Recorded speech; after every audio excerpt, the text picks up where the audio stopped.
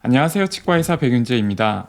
설 연휴가 시작되기 전날 야간 진료 마지막 타임에 급하게 환자분이 찾아오셨는데요. 타치과에서 신경치료를 4번이나 받았는데 참을 수 없을 정도로 통증이 심하다고 하셨습니다. 이 환자분이 겪은 통증까지는 아니더라도 신경치료를 받고 있는데 여전히 시리거나 아픈 경우가 있습니다. 신경치료는 신경을 제거하는 치료인데 증상이 해결이 안 되는 것에 대해 의아해 하실 수 있는데요. 신경치료를 받고 있는 치아에 통증이 생길 수 있는 이유에 대해 정리해 봤습니다.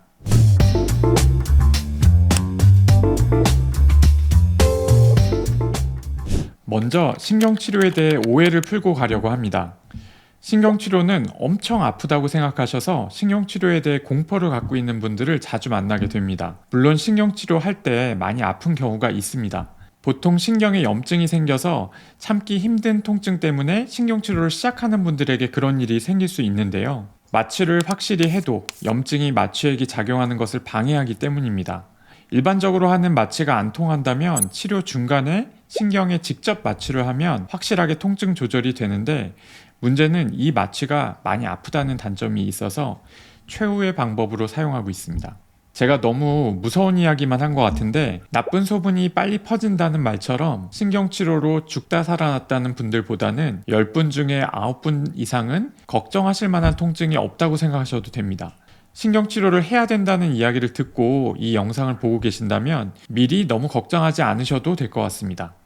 진료실에서 신경치료 중에 느껴지는 통증 말고 치료를 받고 나서 느껴지는 통증이 있습니다. 신경치료 후 마취가 풀리면 대부분 하루 이틀 정도는 뿌리 끝이 욱신거리는 느낌이 들 수 있는데요. 문제가 생긴 신경 조직을 제거하고 나면 그 제거된 부위에 아픈 느낌이 드는 것은 어떻게 보면 자연스러운 일이기 때문입니다. 그리고 치아의 상태마다 다르겠지만 신경치료를 보통 3번 내외로 진행하는데 처음부터 모든 신경 조직을 완벽하게 제거하지는 않기 때문에 치료할 때마다 뿌리끝 조직이 자극이 되면서 신경치료 첫날뿐 아니라 치료할 때마다 약간의 불편감이 있을 수 있다고 알고 계시면 될 것 같습니다.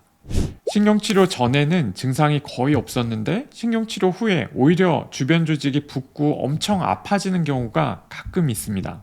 신경치료를 하다 보면 신경관 안에 오염된 물질이 뿌리 끝 구멍을 통해 치아 바깥으로 살짝 빠져나가는 것을 원인으로 보기도 하고 신경관 안에 잠잠했던 세균들이 신경치료를 시작하면서 환경이 바뀌고 그 균형이 깨지면서 통증이 발생한다고 보기도 합니다. 이렇게 신경치료 후에 급격하게 아파지는 증상을 플레어업이라고 부르는데요.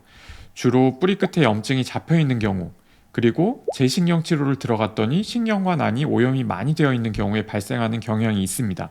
환자분 입장에서는 치료하고 나서 오히려 통증이 심해지면 치료가 잘못되어서 문제가 생긴 것으로 오해를 할 수 있기 때문에 플레어업 가능성이 있는 분들에게는 미리 플레어업에 대해 말씀드리고 증상이 생기면 바로 치과에 오셔서 치료를 받고 약을 드시면 해결이 된다고 설명드리고 있습니다. 사람 얼굴 생김새가 다 다르듯이 치아의 형태도 조금씩 다르고 뿌리 안의 신경도 차이가 납니다. 하지만 그런 차이들을 모두 파악하는 것은 불가능하기 때문에 치과의사들은 다음과 같은 그림처럼 치아마다 평균적인 치아의 형태, 신경의 위치, 개수를 고려해서 신경치료를 하고 있습니다. 그런데 실제로는 치아 안의 신경관이 이렇게 생겼다고 합니다. 뿌리마다 단순한 선으로 이뤄진 신경이 한두 개 있는 정도가 아니라 엄청나게 세밀하고 복잡한 신경들이 서로 연결되어 존재합니다. 보통은 굵직한 신경관들을 잘 치료하면 큰 문제가 없지만 해부학적인 구조상 문제가 해결이 안 되는 경우도 있을 수 있습니다. 사람마다 치아의 형태와 신경의 개수가 다른 대표적인 치아가 위턱의 큰 어금니입니다. 신경치료가 마무리된 후에 찍은 엑스레이를 보시면 하얗게 보이는 부분이 신경치료 후에 비어있는 신경관을 재료로 채운 모습입니다. 오른쪽은 CT를 찍으면 볼 수 있는 치아의 단면 이미지인데 뿌리 3개 중에 첫 번째 뿌리는 신경관이 2개인 것을 보실 수 있습니다. 신경관이 하나인 경우도 있고 이렇게 2개인 경우도 있고 드물게는 3개인 경우도 있기 때문에 저는 필요한 경우 CT를 찍어서 놓친 신경관이 없는지 확인하면서 치료하고 있습니다. 신경관 중에 하나라도 치료가 안 되면 시리고 아픈 증상이 발생하기도 하고 당장은 불편함이 없다가 나중에 치료가 안 된 신경이 염증을 일으키기도 합니다. 그래서 되도록이면 놓치는 신경관이 없도록 치료하는 것이 좋습니다.